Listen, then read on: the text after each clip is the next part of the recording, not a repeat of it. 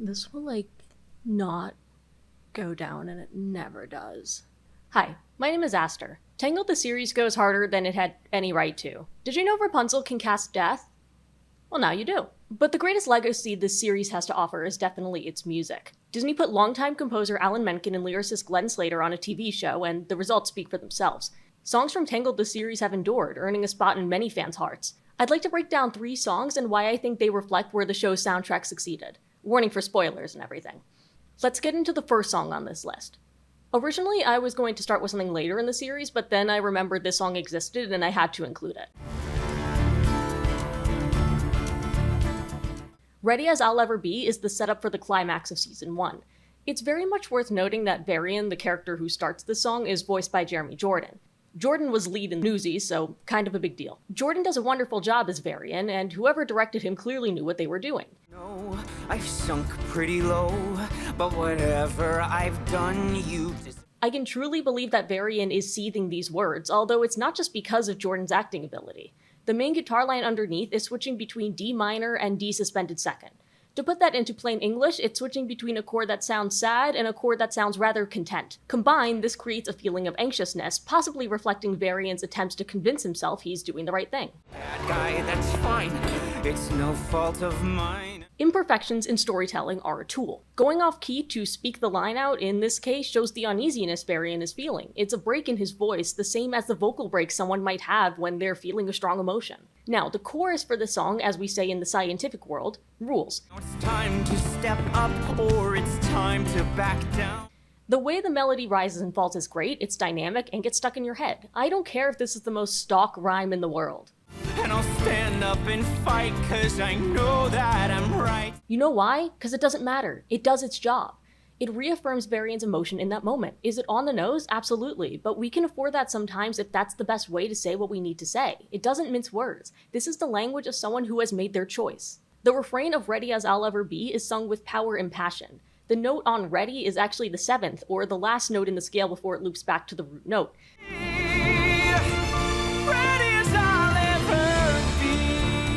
It makes the return to the root at the end of a phrase feel very earned and final. It went up almost to the resolution, then back down, and then it resolved. You know what's wild though? After Cassandra's verse, I'm actually not huge on the bridge. Together we will guarantee. Together we will guarantee is not a thing people say. The chorus is just so strong though, I had to include it in this video. They can trust me. I think it reflects Menken's strength to come up with melodies that truly stick with you and help mold a scene. Ready as I'll Ever Be helps build excitement for the climax of Season 1 by going all in on the sound of preparation and assurance. Ready as I'll ever be. Fast forward to Season 2. Cassandra, often called Cass in the show, is Rapunzel's friend and knight. She is voiced by Eden Espinosa, who's most famous for succeeding Idina Menzel in the role of Elphaba in Wicked. Playing Elphaba is considered a dream role for many and requires an insane amount of vocal talent.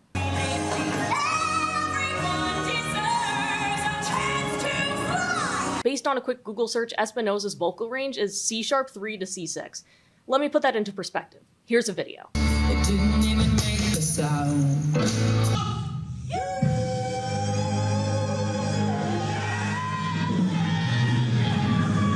Waiting in the Wings is arguably the most famous song from Tangled the series. It is an I Want song if I've ever heard one. The context is that Cass feels left behind since she isn't the protagonist. She's waiting for it to be her turn to be the main character, the hero. It's a great setup for an I Want song, if rather meta.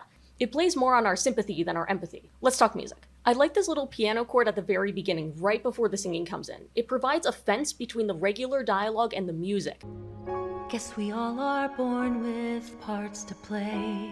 It's important to cue in your audience for an incoming musical number because our suspension of disbelief is very important. Our suspension of disbelief has to go up and realize that this song usually isn't actually happening in the story.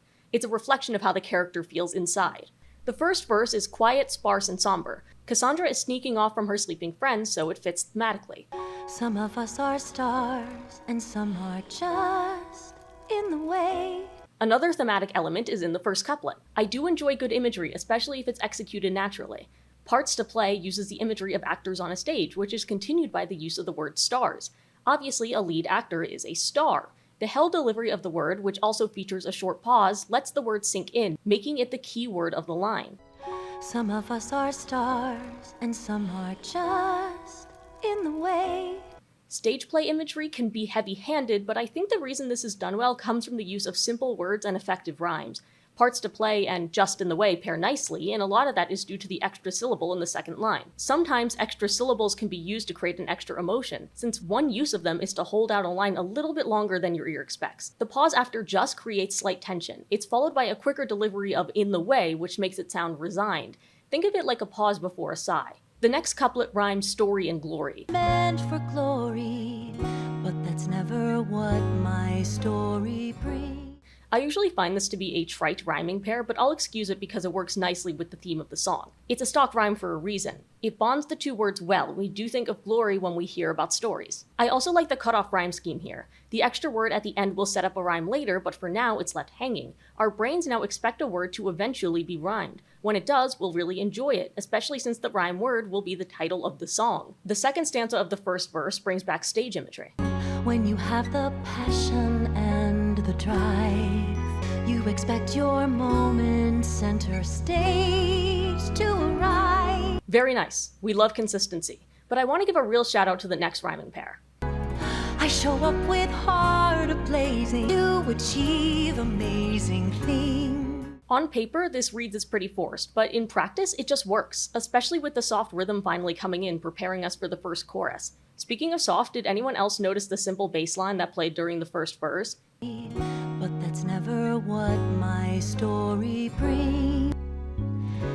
And yet I keep... Bass lines are often overlooked, especially simple ones like this, but they can be great for establishing a foundation for chord progressions and harmonies. Plus, they provide a low pitch to the mix, which is good for balance, especially when you have a composition focused around high piano and guitar, like verse 1. With the refrain finally brought in to fit the hanging rhyme from earlier, we move on to the chorus. Left waiting in the wings, I hear my cue. The imagery continues. I hear my cue, it's always someone else who sings, and most importantly, while I'm left waiting in the wings. The song's title is a phrase directly lifted from the theater world, where it refers to waiting off stage for a cue. This is where Espinosa really starts to shine. Know what to do, and still I stand there waiting. These are hard notes to begin with, especially if you're an alto like Espinosa, but her real talent lies in her ability to act while singing. It's a combined skill that distinguishes musical actors from regular singers. The ability to communicate emotion through song is the crux of musical numbers. Espinosa has to hit these notes in a sort of belt, which necessitates volume and power. However, she's also able to hold back enough to not sound overpowering. It's strong, but still resigned. And listen to this switch from powerful chest voice to breathy head voice. Someone else who sings. The second verse is a turning point. The instrumental becomes more rhythmic, representing Cassandra's frustration. And so I keep on keeping on. I like the use of a horn here to imitate the type of horn that might signal a call to battle. After this, the instrumental gets, dare I say it, a bit generic. Always overlooked unfairly while pretending that. Basic 4/4 beat and backing strings. I'd be lying if I said I haven't heard this quite a few times before. Usually, I'd also dock a point for the somewhat contrived use of the word unfairly to rhyme with barely. Unfairly while pretending that it barely seems. So why don't I? Because it works anyway. Even though unfairly can feel like a forced word, the emphasis the subsequent rhyme puts on barely is effective. I always found the word barely to be a strong one thanks to its hard attack and frequent use in hyperbole. The final word of verse 2 is stings, which we know is going to rhyme with wings. Like the first verse though, we have to wait for this rhyme to be completed, so we go to the final chorus. I'll shed no tears, I'll only keep on waiting. Like a lot of I Want songs, the final chorus states the resolve of the character. In her confidence, Cassandra belts out that she'll wait for as long as it takes, and I do mean belts. Espinosa hits a striking F5 note on the word loud. Who cares how loud? Guys, that's the same note as the high note in Defying Gravity. Clearly, Menken knew what he was working with. If you get an alphabet to sing your song, you may as well use that to your greatest advantage. That belt being on the word loud is pretty heavy-handed, but the part that really sent my soul out of my body is the way the instrumentals are cut for the next line. The silence brings. There's even reverb put on the vocals to emphasize the cavernous loneliness Cass finds herself in. It's one of those things that's so obvious, but so well done, I can never complain. And then for the final line, the instrumentals stay quiet and minimalist like they were at the beginning. Cassandra still hurts, but she's made up her mind. You'll find me waiting in the wings. This leads well into the next song I want to talk about, which is Crossing the Line. This song takes place when Cassandra decides that she's going to turn on Rapunzel and her team so she can finally be important, among other vengeance-related reasons. This is why I think Waiting in the Wings works well in a meta context. It's setting up a future villainous turn as opposed to a heroic one. I want songs are the why in the situation, but the what is what actually defines the character. Crossing the Line is a defining point in the story, as a good musical number should be, but more importantly, kids get in here, Alan Menken is writing symphonic rock. This has to stop now. Whatever it is that you're going through, we'll fix. A cool thing about the use of electric guitar strums here is that for Rapunzel's line, it starts after the strum, but for Cassandra's line, the word this is on the strum. This has to stop now. This thing where you think that you've been my friend and don't even. In general, Cassandra's lines here are more strongly in time with the guitar. The emphasis hits on words like now and don't. It feels more visceral, which works because Cassandra is clearly the angrier one here. The guitar turns off the distortion for Rapunzel's final attempts at calming Cassandra down. Cassandra, listen. I'm listening. No, it isn't true. Isn't it? You know, I like Mandy Moore as a performer, but I'm glad this isn't a full back and forth duet because in this overlapping section, Espinosa is hopelessly outclassing her. Look into my eyes now. I know you feel it too. Perhaps I do. Rapunzel says Cass's sleeper agent word and her attempt at rescuing her is over. Now Cassandra gets her time to shine. It builds off her established feelings from Waiting in the Wings. The electric guitar is back, mostly muted as it provides rhythm. I won't wait.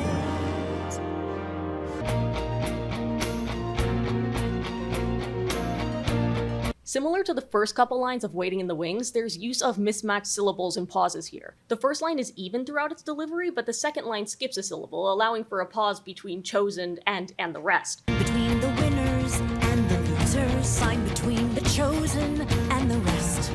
I feel like this hesitation adds to the resentment Cass is expressing, and the rest is an add-on, the part of the sentence you only barely remember to include. The next line also uses the technique of adding an extra syllable. And I've done the best I could, but I've always known just where we stood. I can't say this has a narrative purpose. It's probably only there for building the momentum into the next line. There likely wasn't even a thought behind it. The word just in the second line can be completely removed and not change the meaning. It's there because it flows better. A lot of lyricism follows the philosophy of, if it works, it works. The next line ends with the word luckless. I think this is a pretty great word choice because it can be delivered with bitterness. Me here with the luckless, you there with the blessed. It has a great sting, better than unlucky. Plus, it's alliterative to itself, which is always nice to hear. Similarly, the word blessed can be interpreted as somewhat sarcastic. Yes, it helps that it rhymes with rest, and that's likely why it was chosen, but it has that extra layer because blessed is a word we sometimes hear used caustically, like bless his heart. The next stanza has a switch up in its rhyme scheme. The previous stanza was XABBXA, while this one is XABXBA, plus an internal rhyme on line 3. How I tried to jump that great divide. The stanza functions as a mix between a second verse stanza and a pre-chorus, so the switch up makes sense. Switching up the rhyme scheme is a good way to distinguish different parts of a song. By the way, I love the little high guitar riffs going on over the low rhythm guitar. It's a nice balance, and it builds up to the chorus. You don't know how much I've been denied. The rhythm guitar is finally allowed to fully strum, and Espinosa is allowed to go off. I love the choice in words that are emphasized by the meter. I'm done holding back, so look out, clear the track, it's my turn. It's nice and strong. In the next stanza, we have a rhyme between smidge and bridge, which should not work, but it does anyway, because this song has so much passion in it, you can't bring yourself to care. Every drop, every smidge, it's like burning a bridge, let it burn. Plus, it's leading up to that crazy belt at If I'm burning a bridge, let it burn, which has so much confidence in it. That power carries on to the penultimate line of the song, the big declaration towards Rapunzel.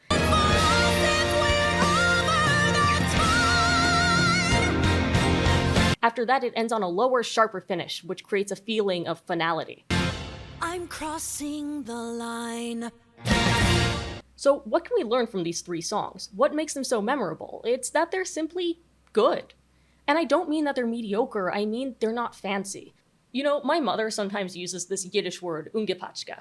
It means overly ornate to the point where something looks garish. I think we're becoming accustomed to the style of songwriting focused on crazy internal rhymes and unusual couplets. They grab our attention, sure, but are they actually good? I mean, they can be, but it becomes a style over substance ordeal, doesn't it?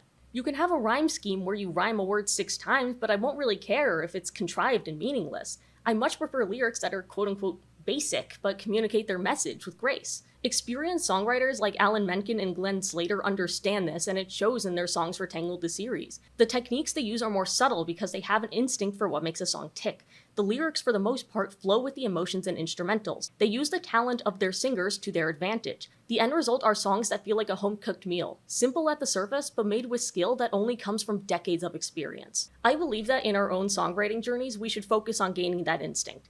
Eventually, any kind of art form gets to a point where you don't actively need to think about these kind of details. Instead, they come naturally. You understand that it just works. I hope you enjoyed this video. If you do, consider subscribing to see more musical breakdowns. I have a Patreon, Twitter, and Discord now too, so join if you'd like.